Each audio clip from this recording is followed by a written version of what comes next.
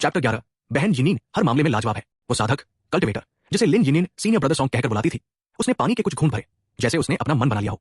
यिनिन, उसने गंभीरता से कहा, मैंने वो हिस्सा खोद लिया है जिसमें मुख्य दिव्य पत्थर स्पिरिट ऑरे है। तुम इसे ले लो और रिफाइन कर लो। मैं इसे कैसे ले सकती हूँ? लिन यिनिन की आंखें हैरानी से फैल गई। ये पत्थर तो आपने 5 दिनों की कड़ी मेहनत से निकाला है। अगर मैं इसे ले लूंगी तो आप क्या करेंगे? उसकी चिंता मत करो, मेरी किस्मत आजकल अच्छी चल रही है। मैंने वहां एक और जगह देखी है। मुझे लगता है कि मैं कुछ ही दिनों में और भी पत्थर निकालूंगा। नहीं, बिल्कुल नहीं। हम ऐसा करते हैं सीनियर ब्रदर सॉन्ग, मैं इसे रिफाइन करने ले जाती हूँ। मुझे लगता है इसमें से कम 10 लो ग्रेड स्पिरिट स्टोन्स निकलेंगे। मैं उसमें से बस थोड़े से रखूंगी ताकि आपकी खुशियों में हिस्सा ले सकूं। और हाँ, कल मैंने एक ऐसी कुदाल माइनिंग पिक देखी थी जो धातुओं को सूंघ सकती है। मैं उसे खरीदकर आपको गिफ्ट दूंगी। फिर हम साथ में माइनिंग करेंगे और ढेर सारे पत्थर जमा करेंगे। लिन यिनिन की मीठी आवाज सुनकर सीनियर ब्रदर सॉन्ग उत्साह से भर गया। बहन यिनिन कितनी समझदार है, वो मेरे लिए नई कुदाल भी खरीद रही है। जब हम एक ही कुदाल से साथ में माइनिंग करेंगे तो हमारा रिश्ता और भी गहरा हो जाएगा। वो बड़ी मुश्किल से इस खान में आ पाया था ताकि पत्थर जमा करके अपनी साधना कल्टीवेशन को बढ़ा सके।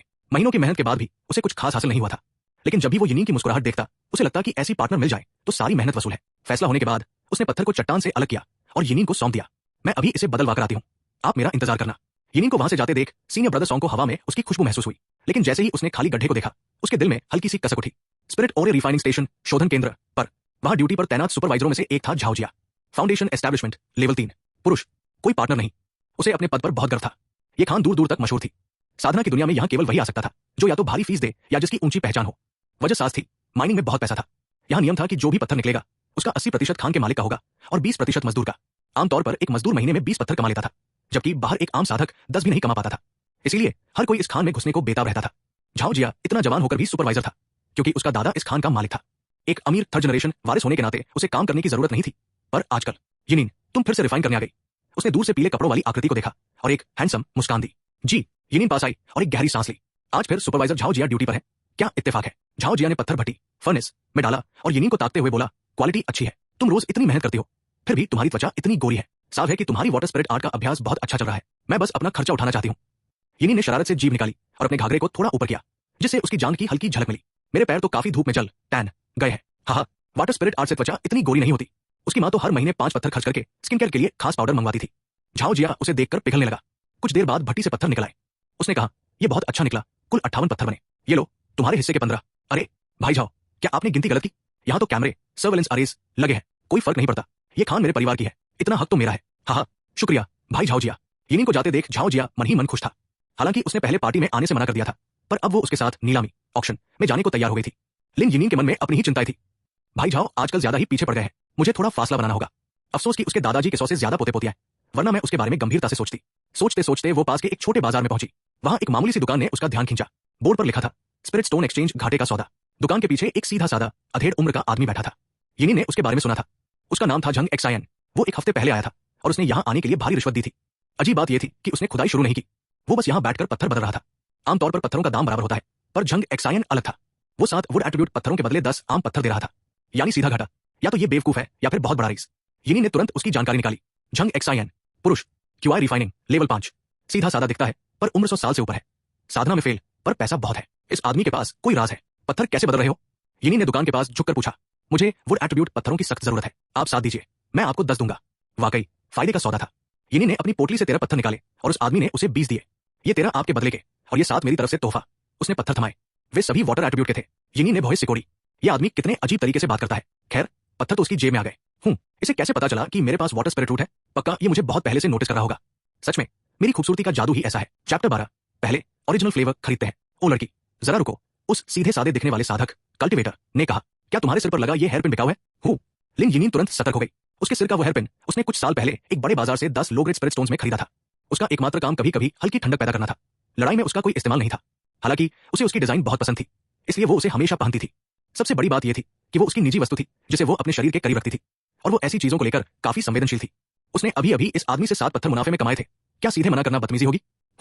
ये आदमी दिखने में तो नेक और ईमानदार लगता है। क्या ऐसा हो सकता है कि ये मुझे पसंद करता है और मेरी निजी चीजें इकट्ठा करना चाहता है? उसने सुना था कि कुछ लोगों की पसंद बड़ी अजीब और फेटिश किस्म की होती है। कोई गलतफहमी न पाले। उस साधक ने साफ नजरों से कहा, मेरी एक छोटी बहन है जिसे मैंने सालों से नहीं देखा। मैं उसे एक तोहफा देना चाहता हूँ। भूतों को बेवकूफ बना रहे हो? पास खड़े एक राहगीर ने चिल्लाकर कहा, जैसे वो उसकी पोल खोलने ही वाला था। जब इस साधक ने दुकान लगाई थी तब यह राहगीर भी पत्थर बदलने आया था, लेकिन साधक ने उसे साफ मना कर दिया। जैसे ही लिन यिनिन आई, वो तुरंत मान गया। साफ था कि वह चुन चुन कर लोगों से डील कर रहा था और अब वो उसका हेयरपिन भी मांग रहा था। जाहिर है वो उसे अपने पास रखना चाहता था। मैं इस हेयरपिन के लिए 20 लोग्रेड पत्थर दूंगा, साथ ही तुम्हें एक रुई नाम का जादुई हथियार मैजिकल आर्टिफैक्ट भी दूंगा जो तुम्हारे दिमाग के इशारे पर 100 कदम दूर बैठे दुश्मन पर हमला कर सकता है। सबसे बड़ी बात यह है कि इस हेयरपिन का स्टाइल बहुत प्यारा है। मेरी बहन को यह पक्का पसंद आएगा। लिन यिनिन ने तुरंत अपना हेयरपिन उतारा और बेच दिया। उसे बदले में एक जादुई हथियार भी मिला। हालांकि दोनों एक ही श्रेणी लो ग्रेड के थे, लेकिन हमला करने वाला यह हथियार अकेले कम से कम 30 पत्थरों का था। इस सौदे से उसे 40 से ज्यादा पत्थरों का फायदा हुआ, जितना वो 2 महीनों में कमाती थी। आप अपनी बहन का वाकई बहुत ख्याल रखते हैं। यिनिन ने एक प्यारी मुस्कान के साथ अपने बाल कान के पीछे किए। भले ही इसकी शक्ति थोड़ी कम है, पर ये मेरे मछली घर फिश पॉन्ड में रहने लायक अमीर तो है ही। बगल वाला राहगीर दंग रह गया। भाई, क्या तुम पैसा पानी की तरह बहा रहे हो? 40 पत्थरों में तो तुम्हें जेड पवेलियन की 2 सुंदरियां मिल जाती। क्या तुम अपना ये रुमाल हैंडकरचिफ भी बेचोगी? मेरी बहन को यह भी पसंद आएगा। साधक ने अपनी खरीदारी जारी रखी। धक धक धक। वो राहगीर 3 कदम पीछे हट गया। क्या ये आदमी इतना बेशर्म था? वो पसीना पोंछने वाला रुमाल मांग रहा था। क्या वो उसका ओरिजिनल फ्लेवर, पसीने की महक वाली निजी वस्तु इकट्ठा करना चाहता था? यिनिन का चेहरा लाल हो गया। ये रुमाल निजी चीज है, मैं इसे नहीं बेच सकती। उसके मन में थोड़ी चिड़चिड़ाहट हुई। भले ही ये आदमी दिलदार था, पर अब वो अजीब व्यवहार कर रहा था। उसे डर लगने लगा था। अगर तुम बेचोगी नहीं तो क्या तुम मुझे ये दे सकते हो? बदले में मैं तुम्हें। वो रुका और अपनी जेब से एक चमकता हुआ नीला पत्थर निकाला। बदले में एक मिड ग्रेड स्पिरिट स्टोन दूंगा। यिनिन की आंखें फटी की फटी रह गई। ये रुमाल पसीना पोंछने के अलावा किसी काम का नहीं था। एक पत्थर में ऐसे 100 रुमाल मिल जाते। ये वाकई एक संकी है, और बहुत रईसन की। वो राहगीर तो अपना कच्छा तक उतार कर देने को तैयार था ताकि उसे वो पत्थर मिल जाए। वो मन ही मन चिल्लाया, भाई, लड़की पटाने का तेरा खर्चा बहुत ज्यादा है। लिन यिनिन ने एक गहरी सांस ली और धीरे से कहा, मुझे माफ करें भाई, कृपया खुद पर काबू रखें। अगर आप अपनी बहन के लिए कुछ खरीदना चाहते हैं तो मैं किसी और दिन आपके साथ चलकर कुछ अच्छा चुनवा दूंगी। हालांकि उसे पत्थर का लालच था, पर उसकी अपनी कुछ मर्यादाएं थी। ये रुमाल मेरे लिए बहुत जरूरी है, मैं इसके बदले तुम्हें 10 पत्थर दूंगा। उस साधक ने शांति से 10 मिड ग्रेड स्पिरिट स्टोन्स मेज पर रख दिए। राहगीर तो अपना सीना पकड़कर बैठ गया, जैसे उसका पूरा संसार ही उजड़ गया हो। आधे सेकंड की भी देरी करना उन पत्थरों का अपमान होता। लिन यिनिन ने तुरंत अपना इस्तेमाल किया हुआ रुमाल उसे थमाया और पत्थर ले लिए। भाई, अगर कभी मौका मिले तो जरूर मिलेगा। मुझे अभी जरूरी काम है, इसलिए मुझे जाना होगा। रुमाल लेते ही उस साधक ने ऊपर तक नहीं देखा। एक हल्की छलांग लगाई और देखते ही देखते पहाड़ियों में ओझल हो गया। यिनिन वही अकेली खड़ी रह गई। दुनिया में ऐसे भी लोग हैं जिन्हें मैं समझ नहीं पाई। इतना पक्का है कि ये अजीब है और बहुत जल्दी में था। क्या वो सच में मेरे रुमाल के साथ कुछ अजीब करने वाला है? DING। सफलतापूर्वक 7 लो ग्रेड पत्थर भेंट किए गए। रिवॉर्ड मिला 7 high grade spirit stones. DING। जादुई हथियार रुई शॉर्ट स्वॉर्ड भेंट किया गया। रिवॉर्ड मिला हाई ग्रेड हथियार यूली स्वॉर्ड। यूली स्वॉर्ड एक उच्च श्रेणी की तलवार जो मालिक की खुद रक्षा करती है और खतरे को भांपते ही म्यान से बाहर निकल आती है। DING। 10 मिड ग्रेड पत्थर भेंट किए गए। रिवॉर्ड मिला 100 high grade spirit stones. DING। वर्तमान फेवरेबिलिटी 1। वो सीधा साधा साधक कोई और नहीं बल्कि झंग एक्सायन थे। साधना की दुनिया में आने के बाद लिन यिनिन पहली डॉटर ऑफ डेस्टिनी, किस्मत वाली लड़की थी जिसे उन्होंने पहचाना था। शुरुआत में उन्होंने कोई जल्दबाजी नहीं की क्योंकि उसके आसपास बहुत से मर्द थे। हालांकि रुमाल के बदले 10 पत्थर देना थोड़ा अटका था, पर क्या करते, उस वक्त उनके पास कोई और बहाना नहीं था। झंग एक्सायन ने सोचा, चलो मच्छर की टांग भी गोश्त के बराबर ही है, फेंकना बेकार होगा। वैसे भी मुझे उसका रुमाल सूंघने का कोई शौक नहीं है। उन्होंने स्थिति का विश्लेषण किया। उन्हें समझ आया कि सिस्टम के रिवॉर्ड्स या तो ग्रेड बढ़ा देते थे या फिर चीजों को 10 गुना कर देते थे। पत्थर या हथियार का ग्रेड बढ़ना, जैसे मिड ग्रेड से हाई ग्रेड होना, 10 गुना पत्थर मिलने से कहीं ज्यादा कीमती था। उन्हें अभी और एक्सपेरिमेंट करने की जरूरत थी। उन्हें यह भी समझ आया कि सिस्टम केवल अपनी मर्जी से दिए गए तोहफों, प्रोएक्टिव गिफ्ट्स पर ही रिवॉर्ड देता है। चैप्टर 13 है जब तुम खुद चलकर आए हो। शुयून सिटी, शुयून शहर। झंग एक्सायन बड़ी आसानी से अपने नए निवास पर पहुंच गए। ये एक आलिशान साधना एस्टेट, कल्टिवेशन एस्टेट था जिसके लिए उन्होंने पूरे 800 मिड ग्रेड स्पिरिट स्टोन्स चुकाए थे। प्राइवेसी और एकांत, यही वो चीजें थी जो उन्हें चाहिए थी। हालांकि यहाँ की दिव्य ऊर्जा किसी बड़े पंथ या अमर पहाड़ जितनी शक्तिशाली नहीं थी, लेकिन शहर के बीचों बीच रहना सुरक्षा के लिहाज से सबसे अच्छा था। अगर वे जंगलों में जाकर साधना करते तो उनके खजाने की वजह से उनकी जान को हमेशा खतरा रहता। रही बात शहर में कम दिव्य ऊर्जा की, झंग एक्सायन ने घर में कदम रखा, 5 मिड ग्रेड पत्थर बाहर निकाले और एक स्पिरिट गैदरिंग फॉर्मेशन ऊर्जा संचयन चक्र सक्रिय कर दिया। पल भर में कमरे के भीतर की ऊर्जा इतनी सघन हो गई कि साफ दिखाई देने लगी। उनके पास अब 100 हाई ग्रेड पत्थर थे जो 10,000 मिड ग्रेड पत्थरों के बराबर थे। वे इस समय किसी रईस शहजादे की तरह दौलत लुटा रहे थे। उनका classic of nurturing golden course with azure would अब दूसरे चरण स्टेज की परिपक्वता तक पहुंच चुका था, जिससे वे क्यूआर रिफाइनिंग के 5वें लेवल पर मजबूती से खड़े थे। 2 महीने बाद युयांग टावर, येयांग टावर। आज झाओ जिया बहुत खुश था। आखिरकार उसने लिन यिनिन को साथ चलने के लिए मना लिया था। वे बेओकिंग वर्कशॉप द्वारा आयोजित एक भव्य नीलामी ऑक्शन में जा रहे थे। ये नीलामी शुयून शहर में अब तक की सबसे बड़ी नीलामी थी। इसकी भव्यता का अंदाजा इसी बात से लगाया जा सकता था कि यहाँ लेन देन केवल मिड ग्रेड पत्थरों में होना था। लिन यिनिन तो क्या, खुद झाओ जिया भी वहां की एक सुई नहीं खरीद सकता था। वे तो बस अपनी जानकारी बढ़ाने जा रहे थे। ए यिनिन, आज मैं तुम्हें दिखाऊंगा कि झाओ परिवार कितना रईस है। झाओ जिया को लगता था कि यिनिन उसे गंभीरता से नहीं लेती, पर वो भूल जाती है कि वो एक अमीर खानदान का वारिस है। उसने उसे शहर के सबसे महंगे रेस्टोरेंट में दावत दी और स्पिरिचुअल स्प्रिंग वाइन की एक बोतल ऑर्डर की जिसकी कीमत 100 लो ग्रेड पत्थर थी। उसे पक्का यकीन था कि आज वो यिनिन का दिल जीत लेगा। यिनिन की पतली कमर को देखते हुए झाओ जिया के मन में लालच बढ़ने लगा। क्या होगा अगर आज ये थोड़ी ज्यादा पी ले? उसी समय रेस्टोरेंट की ऊपरी मंजिल पर झंग एक्सायन भी पहुंच गए। हमेशा की तरह वही डिशेज लाओ जो पिछली बार लाया था। जी हुजूर। और स्पिरिचुअल स्प्रिंग वाइन वही 10 बोतलें। जो बच जाए उसे पैक कर देना। वहां के वेटर झंग एक्सायन जैसे ग्राहकों को बहुत पसंद करते थे, सीधे सादे और बेहिसाब खर्च करने वाले। आजकल नीलामी की वजह से शहर में बहुत से अमीर बाहरी लोग आए हुए थे। इस समय झंग एक्सायन क्यूआर रिफाइनिंग के 8वें लेवल पर पहुंच चुके थे। पिछले 2 महीनों में उनकी रफ्तार किसी रॉकेट की तरह थी। DING। वर्तमान फेवरेबिलिटी 6। सिस्टम का नोटिफिकेशन सुनकर झंग एक्सायन ने आसपास देखा और उनकी नजर पासी बैठी लिन यिनिन पर पड़ी। चूंकि शहर सुरक्षा चक्र फॉर्मेशन से सुरक्षित था, यहाँ लूटपाट का खतरा नहीं था, इसलिए झंग एक्सायन बेफिक्र होकर शहर में रहते थे। यिनिन के साथ एक मर्द को देखकर झंग एक्सायन ने उसे परेशान न करने का फैसला किया और अपना खाना खाने लगे। उनकी ये अकेले भरपेट खाने की आदत लोगों का ध्यान खींच रही थी, क्योंकि योयांग टावर जैसे महंगे रेस्टोरेंट में लोग या तो मीटिंग करने आते थे या डेट पर। झाओ जिया ने उनकी तरफ देखा और हंसते हुए बोला, पता नहीं ये सीनियर किस पंथ के हैं जो इतना पैसा लुटा रहे हैं। सीनियर। लिन यिनिन की खूबसूरत आंखें बार बार झंग एक्सायन की ओर जा रही थी। उसने उन्हें कदम रखते ही पहचान लिया था। उस सनकी ने जो छाप छोड़ी थी उसे भूलना मुमकिन नहीं था। जिसने उसके पुराने रुमाल के लिए 10 मिड ग्रेड पत्थर खर्च किए हों और फिर 2 महीने तक गायब रहे, उसे भला कौन भूल सकता है। झाओ जिया ने विश्लेषण किया, दिखने में तो ये क्यूआर रिफाइनिंग के 8वें लेवल पर लग रहे हैं, पर इनकी हड्डियों की उम्र 100 साल से ऊपर है। मुझे लगता है ये कोई गोल्डन कोर लेवल के सीनियर है जो अपनी असली शक्ति छुपाकर घूम रहे हैं। शुयून शहर में हजारों साधक थे, पर गोल्डन कोर मास्टर गिने चुने ही थे। यिनिन का सपना भी एक दिन वहां तक पहुंचना था। क्या मुझे जाकर उनसे बात करनी चाहिए? यिनिन ने सोचा। उसे गुस्सा भी आ रहा था। लानत है, मैं इतनी सुंदर हूं और आप मेरे रुमाल पर इतना पैसा खर्च करने के बाद मुझे देख तक नहीं रहे। तभी झंग एक्साइन ने अपना खाना खत्म किया और बिल चुकाकर जाने लगे। मौका हाथ से निकल जाएगा, जाए भाड़ में मान मर्यादा। लिन यिनिन ने हाथ हिलाया और ऐसे व्यवहार किया जैसे वो इत्तेफाक से मिली हो। सीनियर भाई झंग, क्या इत्तेफाक है? ओ, तो आप है।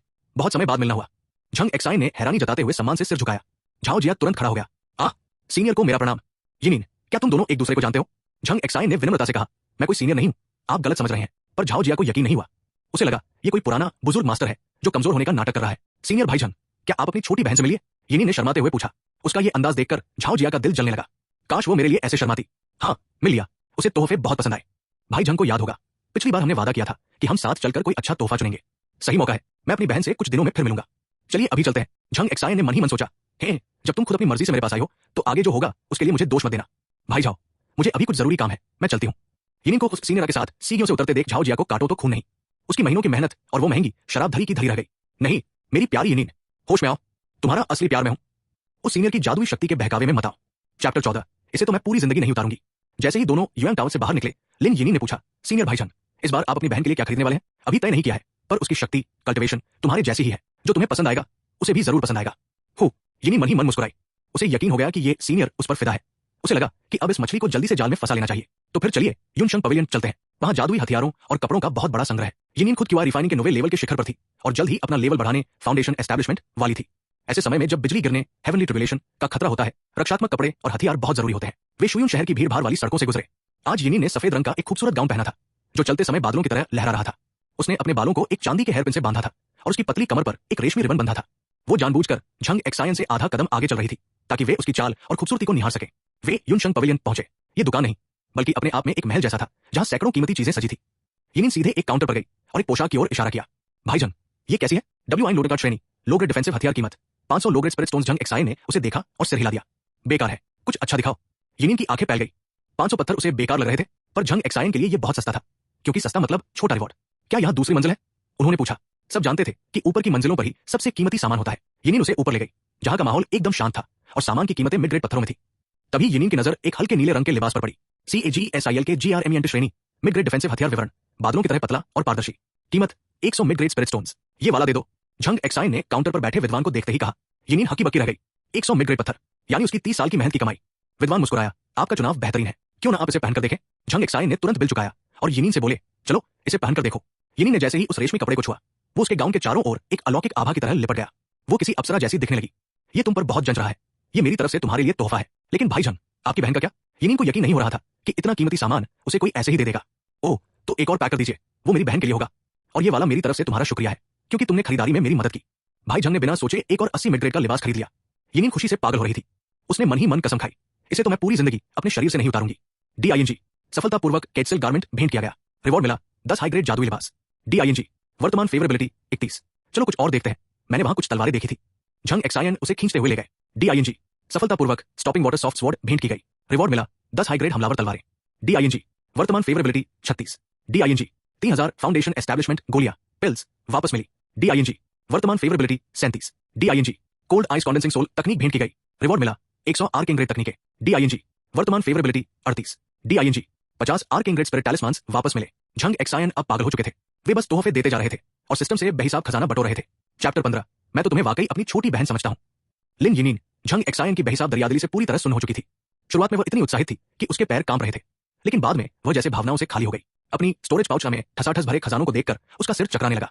अब उसके पास बेहतरीन जादुई हथियार, फाउंडेशन पिल्स और कीमती ताबीज, टैलिस्मान्स थे। उसने हिसाब लगाया तो पता चला कि झंग एक्साइन ने उस पर 500 से ज्यादा मिड ग्रेड स्पिरिट स्टोन्स खर्च कर दिए थे। उसे अचानक लगा कि उसकी पिछले सालों की तपस्या बेकार थी। ये नई खुशी किसी सपने जैसी थी। आखिर ये भाई झंग कौन है? इनका लेवल क्या होगा जो ये इतने महान है? दूसरी ओर झंग एक्सायन बहुत तरोताजा महसूस कर रहे थे। ये शॉपिंग उनके लिए किसी जैकपॉट से कम नहीं थी और वे घर जाकर अपने नए सामान की लिस्ट बनाना चाहते थे। उन्होंने सोचा कि अगर वे सारी फाउंडेशन एस्टैब्लिशमेंट पिल्स एक साथ खा ले तो क्या होगा। एक गोली की कीमत ही 5 मिड ग्रेड पत्थर थी। शायद वे कुछ क्सोमवी और मियांग के लिए भी बचा सकते थे, उनसे भी तो रिवॉर्ड मिलना था। इन्हीं ख्यालों में खोए झंग एक्सायन को महसूस हुआ कि यिनिन उनके कपड़े की आस्तीन धीरे से खींच रही है। भाई झंग, उसने धीरे से कहा, आपने आज मुझे इतना कुछ दिया है, मुझे नहीं पता मैं इसे कैसे चुकाऊंगी। ये उसका 15वां बड़ा भाई था, लेकिन बाकी 14 को मिला भी दिया जाए तो वे झंग एक्सायन के सामने कुछ नहीं थे। साधना की दुनिया में औपचारिकता की जरूरत नहीं है, झंग एक्सायन ने शांति से जवाब दिया। मुझे बस लगा कि हमारा मिलना किस्मत में था। वैसे भी तुमने सामान चुनने में मेरी मदद की, तुम इस सबकी हकदार हो। यिनिन की आंखें शर्म से चमक उठीं। भाई झंग, मुझे साथी साधक कहना बहुत पराया सा लगता है। ठीक है, उन्होंने मुस्कुराते हुए कहा, तो मैं तुम्हें यिनिन कहकर बुलाऊंगा। जी। यिनिन खुशी से उछल पड़ी और तुरंत झंग एक्सायन का हाथ थाम लिया। अपने मछली घर फिश पॉन्ड को मैनेज करने के इतने सालों में उसने पहली बार खुद ऐसी पहल की थी। वो खुद को रोक नहीं पाई। यिनिन, आज का दिन काफी थका देने वाला था, है ना? मुझे तुम्हारी जानकारी मिल गई है, अब किसी और दिन मिलते हैं। झंग एक्सायन ने घर जाने की जल्दी में कहा। ओह, तो वे जा रहे थे। यिनिन को बहुत निराशा हुई। भाई झंग कितने अजीब है, उन्होंने कुछ कहा क्यों नहीं? मैंने खुद हाथ पकड़ा, फिर भी कोई रिएक्शन नहीं। कितना फ्रस्ट्रेटिंग है। वो चीखकर पूछना चाहती थी, कोई इतने महंगे गिफ्ट बिना प्रपोज किए कैसे दे सकता है? झंग एक्सायन को दूर जाते देख यिनिन ने अपने होंठ चबाए। अगर वे पहल नहीं कर रहे तो मैं करूंगी। भाई झंग, उसने आवाज दी और दौड़कर फिर से उनका हाथ थाम लिया। भाई, मुझे अभी तक ये नहीं पता कि आप रहते कहाँ हैं। क्या आप शुयून शहर में ही रहते हैं? हाँ, बस आगे ही है। झंग एक्सायन ने पास ही एक शानदार हवेली की तरफ इशारा किया। यिनिन को देखने की जरूरत नहीं थी। वो इलाका अमीरों का था जहां 24 घंटे ऊर्जा के घेरे स्पिरिट गैदरिंग फॉर्मेशंस काम करते थे। वहां की हवा शुयून पंथ सेक्ट से भी ज्यादा शुद्ध थी। ऐसी हवेली की कीमत कम से कम 1000 मिड ग्रेड पत्थर थी। यिनिन एक साधारण परिवार से थी। उसके माता पिता गुजर चुके थे। उसने कड़ी मेहनत से पंथ में जगह बनाई थी, लेकिन उसका अपना कोई घर नहीं था। वो पहाड़ के नीचे एक छोटे से कमरे में रहती थी। उसे एक घर की बहुत चाहत थी। क्या मैं आपका घर देख सकती हूँ और आपकी बहन से भी मिल सकती हूँ? यिनिन ने दबे पांव पूछा। शुरू में उसे लगा था कि बहन वाली बात बस एक बहाना है, पर झंग एक्सायन को हर सामान जोड़ी में खरीदते देख उसे शक होने लगा। क्या वाकई कोई बहन है या कोई और औरत? अगर कोई और भी होती तो यिनिन को फर्क नहीं पड़ता। साधना की दुनिया में ताकतवर पुरुषों की कई रानियां होना आम बात थी। ठीक है, झंग एक्सायन मान गए। उन्हें लगा कि यिनिन एक चलती फिरती एटीएम है, उसे घर ले जाने में क्या बुराई है। मेरी बहन अभी यहाँ नहीं है, मैं अकेला ही रहता हूँ, पर वहां बहुत कमरे हैं। अगर तुम चाहो तो वहां रुक सकती हो। बिल्कुल। यिनिन का दिल जोरों से धड़कने लगा। इतने भाई होने के बावजूद उसने कभी किसी मर्द के साथ कमरा शेयर नहीं किया था। अंदर से वो अब भी एक मासूम लड़की थी। हे भगवान, अगर उन्होंने कुछ, तो मैं क्या करूंगी? मना या? उनके इस अंतरंग अंदाज को खान माइन के कुछ मजदूरों ने देख लिया जो शहर में सामान खरीदने आए थे। ये वही लोग थे जो कभी यिनिन के पीछे दीवाने थे और अब उसके भाई बन चुके थे। अरे, वो यिनिन है ना? और वो आदमी कौन है? उनके लिए सबसे बड़ा दुश्मन हमेशा से झाओजिया था, पर ये तो कोई और ही था। रुको, ये चेहरा जाना पहचाना है। अरे, ये तो वही परवर्ट संकी है। कौन सा संकी? वही जिसने यिनिन का रुमाल 10 मिड ग्रेड पत्थरों में खरीदा था। खान में उसे सब झंग एक्सायन के नाम से जानते हैं। झंग एक्सायन की बदनामी मजदूरों के बीच फैल चुकी थी। कोई सोच भी नहीं सकता था कि कोई इतना बड़ा बेवकूफ और ठरकी एक साथ कैसे हो सकता है। रही बात यिनिन की, तो वे उसे दोष नहीं दे सकते थे। 10 पत्थरों के लिए कोई भी मना नहीं करता। उन सबके पास भी यिनिन का एक एक रुमाल था जिसे वे अपनी जान से प्यारा मानते थे, पर उनके रुमाल की कीमत 10 पत्थर तो बिल्कुल नहीं थी। नहीं, उसने जरूर कोई जादू किया है। यिनिन वैसी लड़की नहीं है जो पैसों के लिए बिक जाए। वे ये बर्दाश्त नहीं कर पा रहे थे।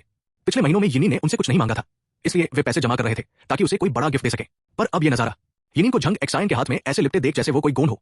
उनका दिल टूट गया। नहीं, हमने तो आज तक यिनिन का हाथ तक नहीं छुआ। तुमने उस बदसूरत संकी को ही क्यों चुना? यिनिन, क्या तुम्हारी चॉइस इतनी खराब है? गुस्से और गम में वे उनका पीछा करते हुए हवेली तक पहुंच गए। एक कमजोर दिल वाले मजदूर ने तो खून तक थूक दिया। लानत है अमीरों पर, हमारी यिनिन को पैसों ने बिगाड़ दिया। वे हवेली के बाहर छाती पीटकर रोने लगे। हवेली के अंदर झंग एक्सायन को इन सब का कोई पता नहीं था। वे अपने रिवॉर्ड्स के बारे में सोच रहे थे। कमरे के पास पहुंचकर यिनिन दरवाजे पर ठिठक गई। उसका चेहरा लाल था। क्या भाई फिर पहल करेंगे? क्या मुझे कुछ करना चाहिए? ज्यादा मत सोचो। झंग एक्सायन ने पास के कमरों की तरफ इशारा किया। ये सब खाली है, कोई भी चुन लो और अपना सामान रख लो। लॉक पर अपनी ऊर्जा स्पिरिचुअल एनर्जी डाल देना, फिर तुम जब चाहो आ जा सकती हो। इसे अपना ही घर समझो। यिनिन को ये लाइन जानी पहचानी लगी। क्या वो भी अब केवल एक बैकअप बनकर रह गई थी? इससे पहले कि वो कुछ कहती, झंग एक्सायन ने उसके सामने दरवाजा बंद कर लिया।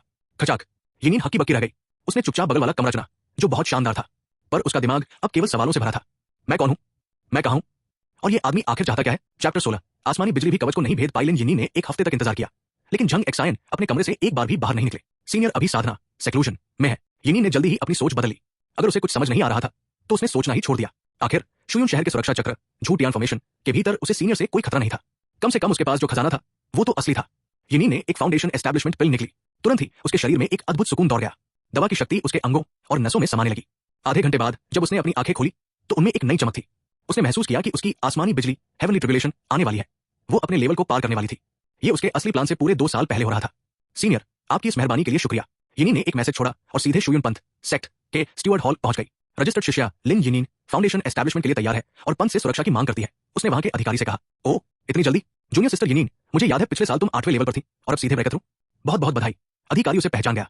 इसका मुख्य कारण यिनिन की असाधारण खूबसूरती थी। यिनिन ने मुस्कुराते हुए एक एल्डर बुजुर्ग मास्टर को अपनी सुरक्षा के लिए चुना। उसने एल्डर सन को चुना जिनकी फीस 5 मिड ग्रेड पत्थर थी। अधिकारी दंग रह गया। एल्डर सन सबसे महंगी थी। यिनिन के पास वाकई बहुत पैसा था। पहाड़ की चोटी पर बिजली का सामना। एल्डर सन एक शांत और बुजुर्ग महिला थी। 500 साल की उम्र होने के बावजूद वे केवल फाउंडेशन एस्टैब्लिशमेंट के 8वें लेवल तक ही पहुंच पाई थी। यिनिंग की जवानी और ऊर्जा को देखकर उन्हें अपने पुराने दिन याद आ गए। वे दोनों पंथ के भीतर एक ऊंची चोटी पर पहुंचे, जहां अक्सर शिष्य अपनी आसमानी बिजली का सामना करते थे। एल्डर सन ने सुरक्षा घेरा तैयार किया और यिनिंग से कहा, तुम निश्चिंत होकर साधना करो, मेरे रहते तुम्हें कोई परेशान नहीं करेगा। जैसे ही यिनिंग शहर के सुरक्षा कवच से बाहर निकली, उसे अपने दिल पर एक बोझ महसूस हुआ। यह संकेत था कि आसमानी बिजली कभी भी गिर सकती है। 2 दिन बाद आसमान में काले बादल छा गए और बिजली की गड़गड़ाहट के साथ बादलों में ड्रैगन जैसी गर्जना सुनाई देने लगी। पहली बिजली गिरी, वो एक हाथ जितनी मोटी थी और सीधे यिनिंग के सिर पर निशाना साध रही थी। लेकिन यिनिंग ने जो केटसिल रोब रेशमी लिबास पहना था, वो चमक उठा और उसने बिजली के झटके को पूरी तरह सोख लिया। एल्डर सन की भौहें तंग गई। वो मामूली दिखने वाली सफेद पोशाक तो एक मिड ग्रेड रक्षात्मक हथियार है, इसकी क्वालिटी तो मेरे अपने कवच से भी बेहतर है। दूसरी बिजली और भी तेज थी। वो आधा मिनट तक लगातार यिनिंग पर प्रहार करती रही। रेशमी लिबास के बावजूद बिजली का थोड़ा असर यिनिंग को महसूस हुआ। उसका चेहरा दर्द से सफेद पड़ गया, पर वो डटी रही। एल्डर सन की हैरानी तब और बढ़ गई जब उन्होंने देखा कि बादल अब भी गरज रहे हैं। क्या तीसरी बिजली भी आएगी? आमतौर पर फाउंडेशन एस्टैब्लिशमेंट के लिए 1 या 2 बिजलियां गिरती है। 3 बिजलियां गिरना इस बात का सबूत था कि यिनिंग का टैलेंट असाधारण है। यिनिंग डरी हुई थी पर अंदर से खुश भी थी। 3 बिजलियां मतलब स्वर्ग ने उसकी ताकत को पहचाना है। उसने तुरंत अपनी पोटली से अर्थ एलिमेंट टैलिस्मान्स, मिट्टी के ताबीज निकाले। देखते ही देखते उसके चारों ओर एक मिट्टी की ढाल बन गई। उसने कुछ जादुई दवाइयां भी पी ली। एल्डर सन ये सब देखकर अपना सिर पकड़ने को मजबूर थी। एक ताबीज 5 पत्थर का है और इसके पास तो पूरी गड्डी है। अगर ये इतनी तैयार थी तो मेरी क्या जरूरत थी? तीसरी बिजली सबसे विशाल थी, लेकिन वो यिनिंग की मिट्टी की ढाल को भी नहीं भेद पाई। जैसे ही बादल छंटे और सुबह की रोशनी हुई, लिन यिनिंग ने सफलतापूर्वक फाउंडेशन एस्टैब्लिशमेंट लेवल हासिल कर लिया। हवेली वापसी, उसकी त्वचा अब पहले से कहीं ज्यादा निखरी और कोमल हो गई थी। एल्डर सन ने उसे सेक्ट मास्टर की खास शिष्या बनने का ऑफर दिया, पर यिनिंग ने सोचकर बताऊंगी कहकर टाल दिया। अब उसका लक्ष्य कुछ और था। शहर लौटते समय उसने 15 मिड ग्रेड पत्थरों के एक जोड़ी शानदार मैजिक बूट्स, जादुई जूते खरीदे। उसे पता था कि सीनियर के पास ऐसी चीजों की कमी नहीं होगी, पर वो उन्हें अपनी तरफ से एक तोहफा देना चाहती थी। जब वो खुशी खुशी हवेली लौटी तो उसने देखा कि झंग एक्सायन वहां नहीं थे। मेज पर एक नोट रखा था, मैं अपनी छोटी बहन को ढूंढने जा रहा हूं, कुछ दिन अकेले मजे करो। हो, यिनिंग चल गई। सीनियर की एक और छोटी बहन है, कितना निराशाजनक है। चैप्टर 17, अभूतपूर्व और अतुलनीय, जिसने स्वर्ग और पृथ्वी को हिला दिया या नहीं। लिन यिनिंग को यह नहीं पता था कि जैसे ही उसने अपना फाउंडेशन एस्टैब्लिशमेंट पूरा किया, झंग एक्सायन भी अपने ब्रेक थ्रू की तैयारी कर रहे थे। उन्होंने अपने इस इम्तिहान के लिए ग्रेट लाइन की छोटी दुनिया को चुना। जब वे वापस उस पुराने मंदिर में प्रकट हुए तो क्सोमवेई का मुंह खुला का खुला रह गया। झंग एक्सायन पहले ही क्यूआर रिफाइनिंग के शिखर पर पहुंच चुके थे। ये इतनी जल्दी कैसे हो सकता है? क्सोमवेई ने सोचा। ली मियाओइंग को यहां तक पहुंचने में 20 साल लगे थे और झंग एक्सायन ने 1 साल भी नहीं लिया, वो भी बिना किसी स्पिरिचुअल रूट के। एक्सायो एक्सवानजी, ये लो फाउंडेशन एस्टैब्लिशमेंट पिल्स का डिब्बा, इन्हें संभाल कर रखो, झंग एक्सायन ने कहा। क्सोमवेई दंग रह गया। उसने कभी गोलियों को डिब्बे के हिसाब से गिनते हुए नहीं सुना था। जब उसने डिब्बा खोला तो उसकी आंखें बाहर आ गई। उसमें 1-2 नहीं, पूरी 20 टॉप क्वालिटी की गोलियां थी। उसकी बहन 100 साल पहले एक गोली न मिलने पर रोई थी और यहां तो खजाना था। पर झंग एक्सायन यही नहीं रुके, उन्होंने 1 दर्जन मिड ग्रेड हथियार जमीन पर फेंक दिए। जो पसंद आए उठा लो, शर्माओ मत, मैंने तुम सबके लिए कुछ न कुछ तैयार किया है। तभी ली मियाओइंग वहां पहुंची और अपने भाई को जमीन पर हथियारों से खेलते देख उसे डांटने लगी। पर तभी झंग एक्सायन ने उनके हाथ में भी एक डिब्बा थमा दिया। ये तुम्हारे लिए है मियाओइंग, और थोड़े हथियार भी चुन लो, मेरी स्टोरेज भर गई है। धप, अब ली मियाओइंग भी घुटनों के बल बैठ गई। DING, ट्रांजैक्शन सफल, रिवॉर्ड मिला 3000 foundation establishment pills. DING, mid grade हथियार भेंट किए गए, रिवॉर्ड मिला 10 हाई ग्रेड हथियार। काफी देर बाद क्सोमवेई और मियाओइंग होश में आए। लॉर्ड ज़ेन, आपको इतने हथियार और गोलियां कहां से मिली? क्सोमवेई ने पूछा। बस किस्मत थी, मुझे एक पुरानी गुफा मिली थी, और भी उठा लो, मेरे पास बहुत है। झंग एक्सायन ने मन ही मन पछतावे के साथ सोचा, कितना अफसोस है कि मैं तुम्हें हाई ग्रेड हथियार नहीं दे सकता। तुम उन्हें इस्तेमाल नहीं कर पाओगे और मुझे रिवॉर्ड नहीं मिलेगा। मुझे तुम्हारे लिए पैसे खर्च करके ये कचरा लो ग्रेड खरीदना पड़ा। कौन यकीन करेगा कि उनके सिस्टम में ऊंचे दर्जे के हथियारों का ढेर लगा है, पर उन्हें दान करने के लिए बाजार से सस्ता सामान खरीदना पड़ रहा है। फिर उन्होंने पत्थरों से भरी थैलियां जमीन पर उड़ेल दी। तुम लोग यहाँ मुश्किल में हो। ये रहे मिड ग्रेड स्पिरिट स्टोन्स, ये सब वाटर एट्रीब्यूट के हैं। एक थैली वायु यू और बाकी चेलों के लिए रख देना। कमर तक ऊंचे पत्थरों के ढेर को देखकर दोनों भाई बहन सुन्न हो गए। DING, 184 पत्थर सीमा से अधिक थे। रिवॉर्ड मिला 1160 high grade spirit stones. Lord Zen, ये बहुत ज्यादा है। क्सोमवेई हकलाते हुए बोला। एक्सायो एक्सवानजी, तुम बहुत विनम्र हो रहे हो। अगर तुम दोनों ने मुझे रास्ता न दिखाया होता तो मुझे ये मौका कैसे मिलता? अगर मैं ये खुशियां तुम्हारे साथ नहीं बांटूंगा तो मेरा मन मुझे कोसेगा और मुझे डर है कि कहीं मैं पागल न हो जाऊं। क्या तुम चाहते हो कि मैं पागल हो जाऊं?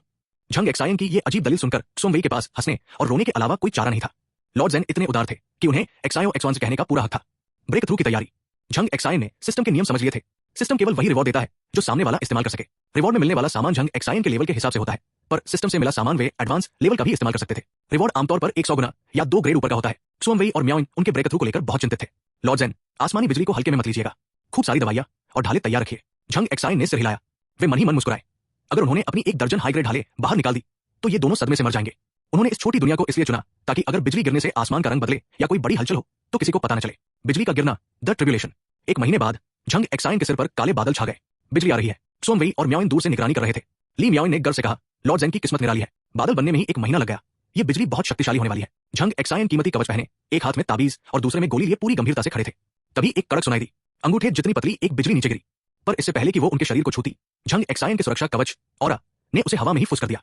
चलो, पहला वार तो हो गया, झंग एक्सायन ने सोचा। फिर उन्हें महसूस हुआ कि उनके अंदर की ऊर्जा जम रही है। तभी ऊपर के बादलों में एक हवा का झोंका आया और बादल धीरे धीरे गायब होने लगे। खत्म, सन्नाटा। काफी देर बाद सोमवी ने धीरे से पूछा, बहन, क्या वो सच में आसमानी बिजली थी या कोई बारिश वाला बादल गुजर गया? म्याओ भी उलझन में थी। बादल तो वही था, मैंने उसकी ऊर्जा महसूस की थी। थोड़ी देर बाद झंग एक्सायन उनके पास आए। उनका चेहरा ऐसा था जैसे उन्हें कब्ज हो। मुझे लगता है मेरा ब्रेक थ्रू हो गया, मैं फाउंडेशन एस्टैब्लिशमेंट लेवल पर पहुंच गया हूं। सोमवी ने जल्दी से उन्हें दिलासा दिया, शायद इसलिए क्योंकि आप फॉल्स कोर्स वाले हैं तो बिजली को समझ नहीं आया होगा, या फिर इस छोटी दुनिया के नियम कमजोर है। जो भी हो, बधाई हो। कुछ पास खड़ा वायु यू अपनी हंसी नहीं रोक पाया। झंग एक्सायन पूरी तरह हैरान थे। उन्हें लगा था कि आसमान चीरने वाली बिजली गिरेगी, पर वहां तो बस एक छोटी सी चिंगारी निकली। कितनी घटिया बिजली थी। इससे साफ पता चलता है कि मेरा टैलेंट कितना रद्दी है। उन्होंने दुखी होकर सोचा। चैप्टर 18। क्या उसे लगता है कि मैं कोई ठरकी हूं? अपनी साधना को थोड़ा स्थिर करने के बाद झंग एक्सायन ने classic of nurturing golden course with AJIO would के 7वें चरण को सफलतापूर्वक हासिल कर लिया। इसके बाद उन्होंने 10 मिड ग्रेड पत्थरों का किराया भरा और वापस असली दुनिया मेन वर्ल्ड लौट आए। उनकी फॉल्स कोर तकनीक उन्हें ऊर्जा सोखने में तो मदद करती थी, लेकिन वह उनके प्राकृतिक टैलेंट को नहीं बदल सकती थी। उनकी बनावटी वुड स्पिरिट रूट सबसे निचले दर्जे की थी। यही वजह थी कि उनकी आसमानी बिजली इतनी फुस निकली थी। जब झंग एक्सायन शुयून शहर की अपनी हवेली लौटे तो देखा कि सामने का आंगन पूरी तरह बदल चुका था। वहां दुर्लभ जड़ी बूटियां और पौधे लगे थे और एक छोटा सा ताला भी खोदा गया था। लिन यिनिन बड़े प्यार से पौधों को पानी दे रही थी। बीईपी वर्तमान फेवरेबिलिटी 40। झंग एक्सायन को देखते ही वो खुशी से चहक उठी। भाई, आप आखिरकार वापस आ गए। पिछले कुछ दिनों से यिनिन अपने सपनों की जिंदगी जी रही थी। न केवल उसने अपना लेवल बढ़ाया था, बल्कि अब वो एक आलीशान हवेली में रह रही थी जहां संसाधनों की कोई कमी नहीं थी। उसे अब खान में मजदूरी नहीं करनी पड़ती थी। बस एक ही दिक्कत थी, उसके भाई का व्यवहार। वो थोड़े अजीब थे और बिना बताए गायब हो जाते थे। इस बार भी वे 2 महीने बाद लौटे थे। बधाई हो यिनिन, तुमने फाउंडेशन लेवल हासिल कर लिया। झंग एक्सायन ने गौर किया कि वो अब पहले से कहीं ज्यादा शक्तिशाली लग रही थी। ये सब आपकी दी हुई गोलियों और पत्थरों का कमाल है भाई। वैसे भाई, इस बार मेरी आसमानी बिजली कमाल की थी। मुझ पर 3 बार बिजली गिरी। सीनियर मास्टर ने तो मुझे अपनी खास शिष्या बनने को कहा था, पर मैंने मना कर दिया। आखिर आपके बिना मेरा मन कहां लगता। झंग एक्सायन भावुक हो गए। यिनिन, तुम वाकई कमाल हो। अरे नहीं, ये देखिए, ये आपके लिए है और ये आपकी छोटी बहन के लिए। यिनिन का चेहरा गुलाबी हो गया।